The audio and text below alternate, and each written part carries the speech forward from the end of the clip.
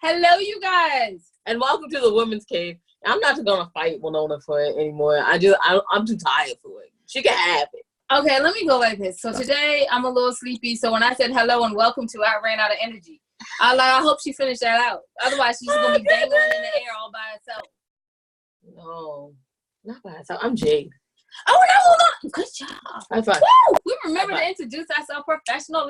Wait, I just broke that. I just messed that up. Yeah, you did. You were so professional. And then. Oh, a dance is professional. Is it? No, I was going somewhere else with that, and then I said, think about it. We try to be a family-friendly show. Let's not end that subject. Let's leave that hanging out in the air. Like it is all by itself in the air. Like if you didn't have no dryer on a clothesline. Just hanging down there. Oh, right. I failed at that joke. Anyway, we have books. Wow. This is why I write all her jokes in her bookshelf. Cool. Shut up. We have books. The And I Thought series. And I Thought Divorce Was Bad with Other Life Lessons, also available on Audible. And I Thought Being Grown Up Was Easy, which will soon be available on Audible. Okay, so I need to take a moment here.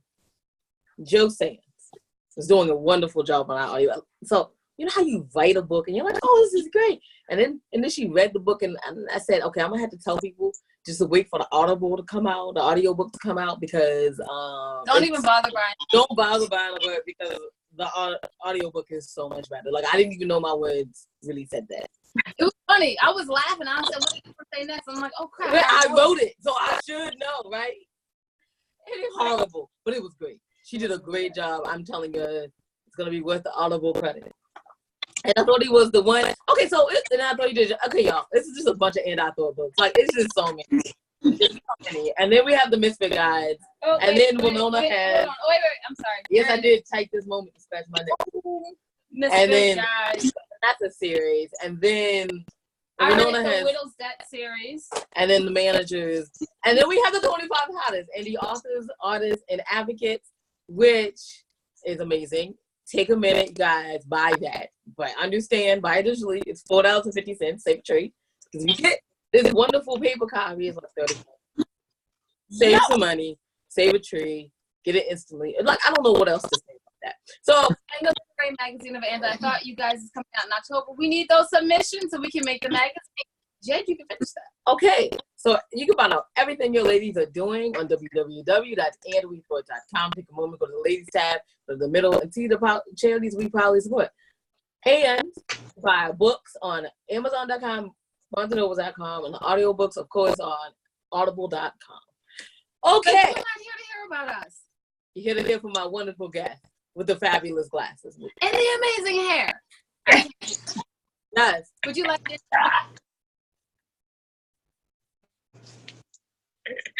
Thank you so much. Yes, I love the frames. You guys, these are sunglasses. I'm like crazy.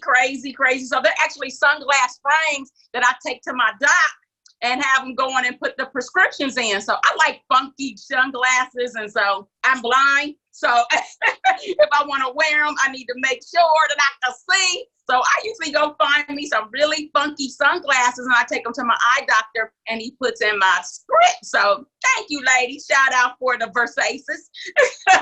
Yeah. I love that. That's a wonderful idea. It's like better than the design. Now I'm going to have to do it. As you can see, I'm blind. You got to share one. That is not what we're here to talk about. Not at all. This lady does amazing things. The list is so long, I'm not going to think about trying to remember it. So it's your turn. You can remember your list, Miss Joylynn. Yeah, I can remember my list sometimes. Sometimes I like, who am I today? Because I've been in the literary industry for 22 years. I'm Joylynn M. Ross, literary consultant, literary concierge, publishing coach, but I have written in multiple genres under multiple names. I've written chick lit and some sexy erotica under the name Joylynn M. Jossel. That's when I first came out. And then I wrote my little hood books, my street and my urban, under the name Joy, J-O-Y, all caps. Then I found Jesus, got saved, couldn't write that stuff no more. So then I started writing under the name Blessed-Selling Author E. Joy. That's my Christian fiction. And I also write children's under N. period, joy. My children's book, The Secret Olivia Told Me, received the American Library Association's Coretta Scott King honor.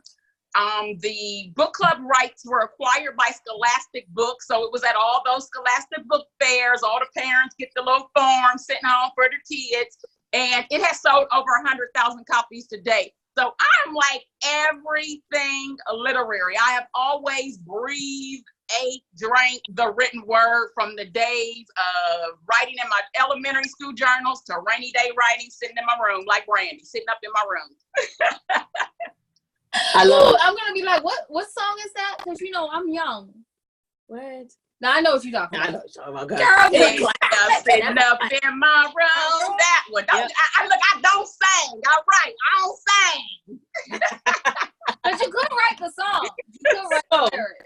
So, across all of those genres, what would you tell an aspiring author? Like the top 3 things that you would tell an aspiring author to do before they publish their first book? Besides come to your conference. Woo, yes, I am. Yes, I'm so into don't wait for your book to get ready. Get ready for your book. Period, point blank. Get your audience first. Learn the business. I know that God told so many of us to write a book. God told me to write a book. God told me I'm going to write a book. God put a story in me. God put a message in me. That may be very true, but God also gave you resources. Tap into those resources to make sure you're going to tell your story right. Pretend like, you know, a lot of people go on Oprah and they be like, I'm going to tell this story once. I ain't taking questions afterwards. I'm telling this story once. So imagine you get to tell your story one time to Oprah Winfrey. You get to tell your story one time so that Nova from Queen Sugar don't tell it for you. You get to tell your story one time. You want to tell it right. So you want to study the craft. It's just not about grammar. It's about making sure it's developed, whether it's your personal story, whether it is a fiction book, romance, erotica, street, hood, whatever. Whether it is a 20-page how-to-do ebook, it's still your story, your thought, your idea, and your concept. It's a message inside of you that, of course, you want to help someone else. Clearly, if you're publishing the work, you want to share that message with someone else. So there's always knowing why you write, why you publish, and why you sell. Again, that it could be a ministry to you. Writing that story could be ministry. It could be healing. It could be plain and simple, you just wanting to share and escape with the world. Take them to another world, because there's so much power in the pen. We can create an entire new world with our pen. But selling the book is a business. So if you plan on selling the book, learn the business of the book. Writing may be your love. Writing may be your passion. Writing may be your ministry. Selling the book is a business. So the minute you charge me $14.95 for your book, baby, you are in business. So you have to learn how to execute and implement those things. If you come in with this, well, I'm not doing this for the money, then figure out how to do it not for the money. Because the moment you charge me $14.95, you're doing it for the money. You're doing something for the money. Again, you may be writing because it's a love and you want a message to share. You may be publishing because you want to share that message with the masses. You are selling to make money because you can share. You can share your message and not sell it. You can blog it for free. You can blog it for free. So you really have to know those 3 whys. There's 3 whys. So why you write is not why you take my $14.95. You have to know the 3 whys before you get into this. It can be a coffee table book. It can be a story you just want to share with your family. Bill Clinton, former President Bill Clinton, has a quote. He believes everyone aged 50 and over owes it to his or her family to write down everything that has happened in his or her life and share it. So sometimes that message we want to get outside of us, it's not meant for the world. When we publish something, that's meant for the world. We may have things we just want to share with our own community, with our own family, great-great-great-grandmama Gussie's recipes. We may want to put that in a package to pass down generations, not necessarily for the world. But know your whys, why you are doing every aspect of this.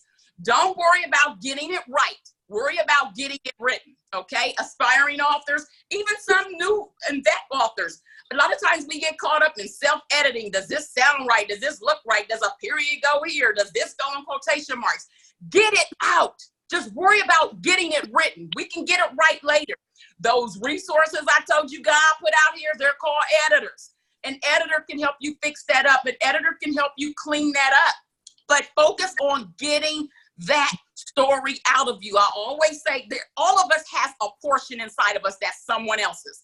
Everything we've been through life, our journey, our testimonies, everything, even my entire literary career and journey, it was not for me. I learned all of the things that I learned so that I could share with someone else. So I have a portion inside of me that belongs to you. You have a portion inside of you that belongs to me. So baby, when you don't share your portion, I'm out here starving. So we have to share what's inside of us.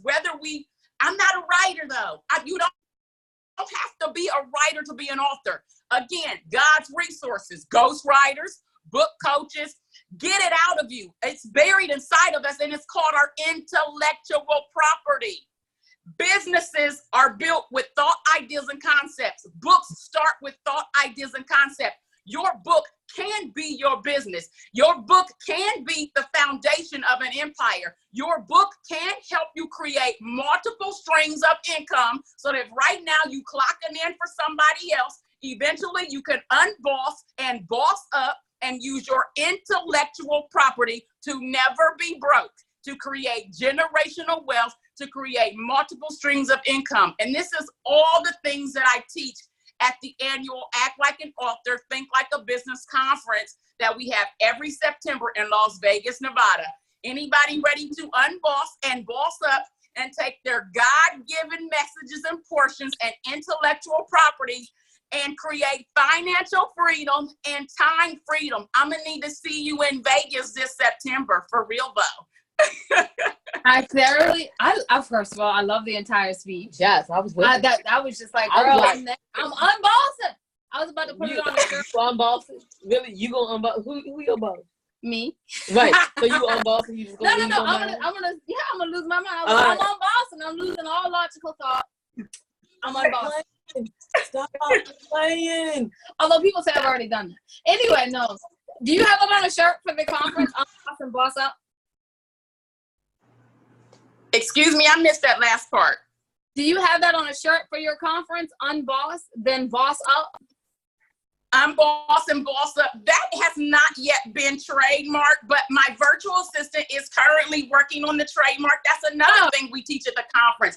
Protecting your empire, protecting your intellectual property, protecting your business name, protecting your titles, for buying the URL. That's good.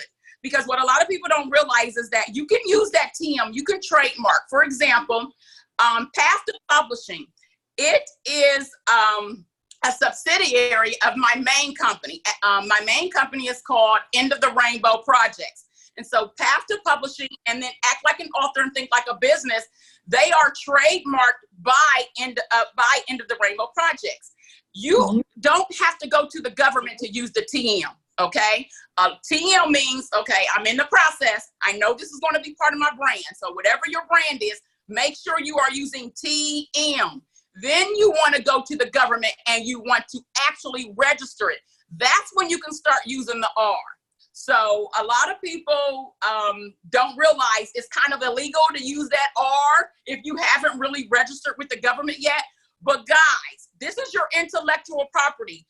Even with copywriting your books and your works, the moment you write the first word, legally it's yours. You do not have to copyright it with the government. You should, though, so that if someone were to infringe upon your written words, you can get the max in monetary rewards. There's a limitation you can get in monetary rewards if someone was to infringe if you have not registered your copyright. But automatically, you don't got to do that poor man's copywriting, sending it through the mail to yourself, emailing it to yourself. You don't have to do all that as long as you can prove, hey, I created this. But to get the maximum, you want to go ahead and copyright it with the government. What is it, like $35, $55? Now, getting back to trademarks, my brand, Path to Publishing, my company, it is trademarked and it is now pending registration. And I know all of this started with, did I do Unboss Boss Up? I have Act Like an Author, Think Like a Business. That has been registered. Path to Publishing has been registered. Unboss and Boss Up is pending. Because, you know, I was before Cardi B trademark, I was already at the trademark office. I'm like, I get it. So you can't put occur on a t-shirt and not pay Cardi some money. You won't be able to use the Act Like an Author, Think Like a Business or the Path to Publishing without paying me some money. You know, and this is what we need to do as individuals, as writers, as authors, and as, you know, just people with our intellectual property. It's not about just being a writer and being an author. It's about having a system that works. If you can teach me how to clean my bathtub in a system or clean my house in a professional way, say you have a cleaning contract for someone, or say you clean the bathrooms of Burger King, whatever it is, you got a trick, you got a tip that can help me out. I'm an entrepreneur. I'm a mom. I'm growing and building a business. I don't have a lot of time. How can you help me clean my house in 10 minutes like a pro? Okay, I got natural hair. Right, send me your book. Where is your book teaching me how to comb out my natural hair in 1 hour or less? How to do it without raking through it, how to do it without all my hair being on the ground. How can you teach me how to make macaroni and cheese quick, lasagna quick, cheap? What are your tricks? We all have something inside of us that are meant for us to be able to reap from the fruits of that labor. We all have something to share. I worked with an individual who grew her hair down her back. She hadn't been able to get her hair to grow past her ears her entire life. She went on a 2-year hair journey. We documented that 2-year hair journey because everybody kept asking her, how'd you grow it? How'd you grow it? How'd you grow it? She grew it down her back. And so now when people say, how did you grow it? She sends them the link to her 20-page ebook called How I Grew It. And so now every time anybody asks her that question, because at first she was saying, if I had a dime for every time somebody asked me that question, I'd be rich. I said, well, baby, now you're getting more than a dime every time somebody asks you that question, because she's sending them to her book. All of us, we have something we can share with the world. Amen. Mm-hmm. Dang, I feel like I went to church. It was Money Church, though. I like that one better. I feel hurt on the inside. I know you do. I was like, because I was just telling somebody that story the other day. Went to church when I was 9, came out finding out about mutual funds. That was not the point of the speech. He got up there to talk about God is more important than money. All I heard, that man said, you can make money while you sleep. It was the third thing in. It was the third sentence into his introduction. I was just gone. I was whole hour just like, what?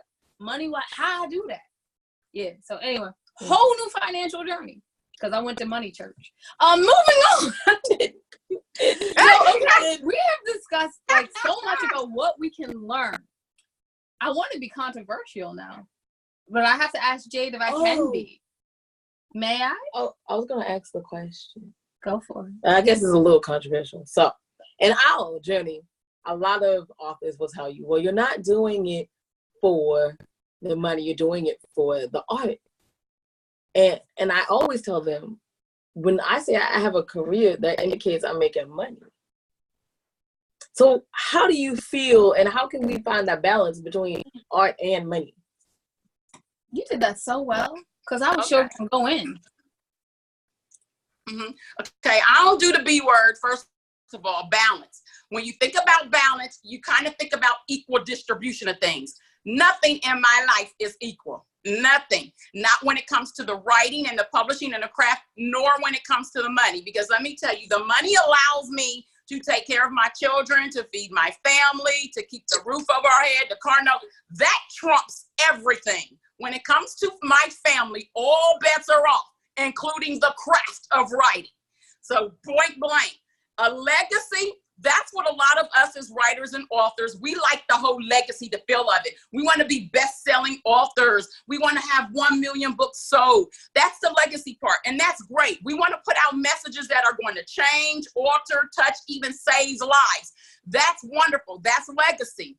When it comes to empire, that's when it comes to our family, when it comes to generational wealth, the sacrifice we put into creating the legacy. And when I say that, not being able to be at the soccer game, burning dinner because you're writing the book, not being able to stay at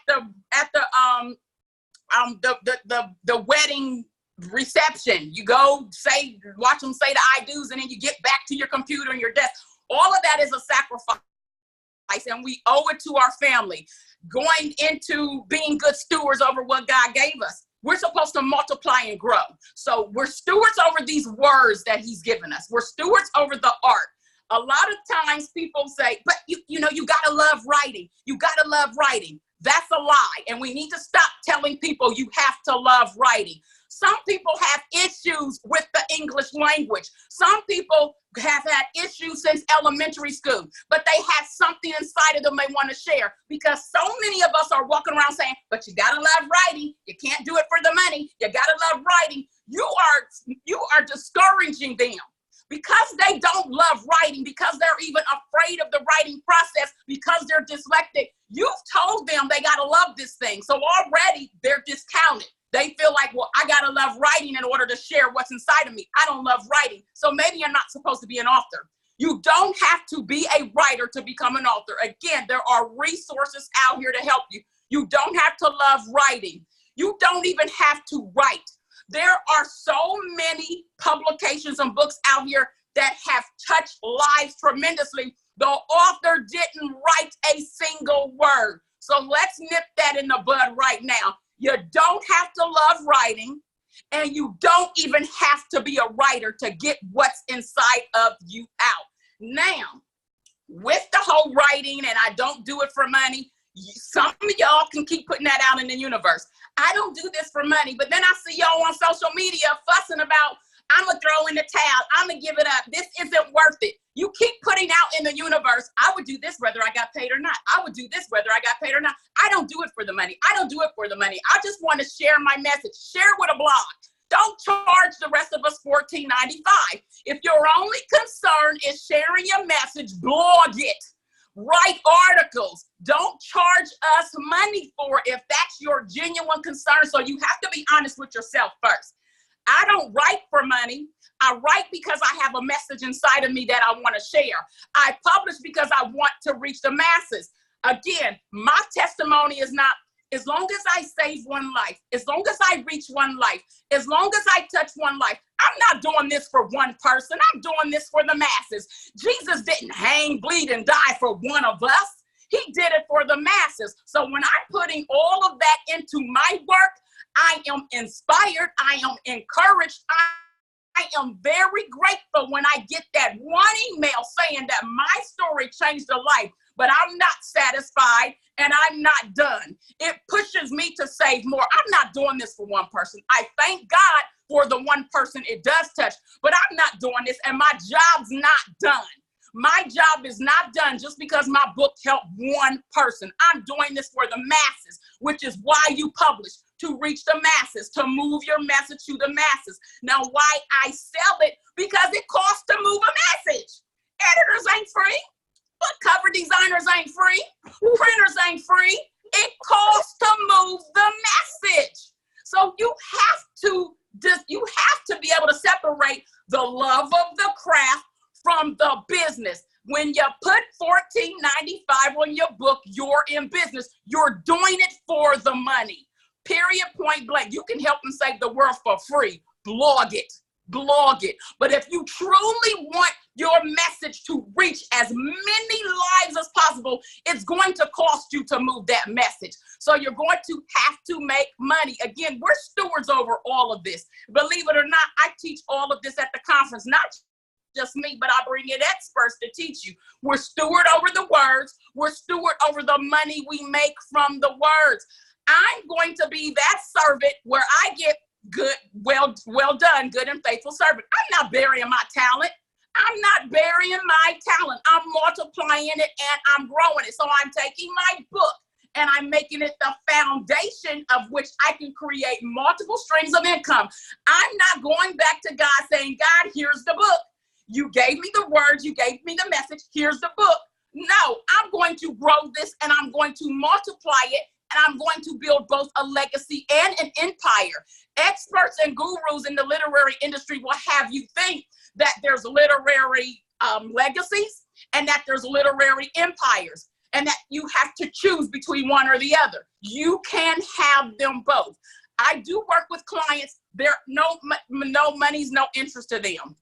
They pay to publish these books because they want to reach the masses. They do not charge a single dime for these books.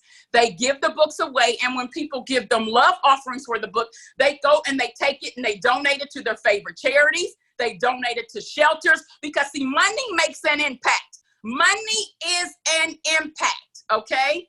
Money talks, and people are going to listen to me. And it takes money to get people to listen. So by her making the money from the books, even though she doesn't charge, she literally gives them away for free. She takes them to shelters. She takes them to church, but people will sow into her. And then she makes an impact in her favorite charities and organizations. So even as a writer, your money that you make isn't just so you can floss, you know, it's not about the expensive cars, the name brand, you know, the frames or whatever. It's not all about that. It's being able to make an impact. I don't have to watch my pastor take up a collection for the air going out. I can write the check. How much do it cost to get the air back working, pastor? Money makes an impact.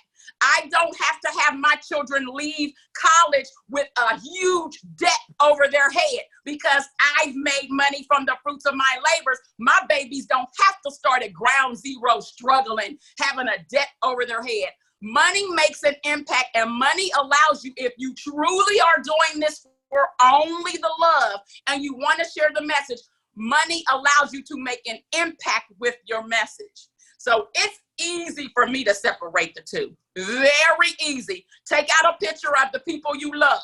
Take out a picture of the people you need to feed, house, and clothe.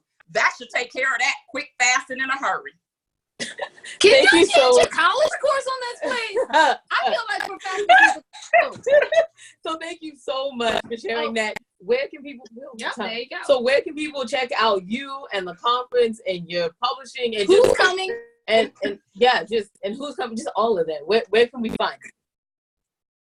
You know, it's crazy. You said where can you take the class, because the conference now doubles as a DIY MBA in publishing. When we had the conference last year, there were people in there with their masters, and they said, "Look, I've been to this. I've got this. I'm a doctor, lawyer. I've been to this college, that college. Your curriculum surpasses what I paid thousands and thousands of dollars for."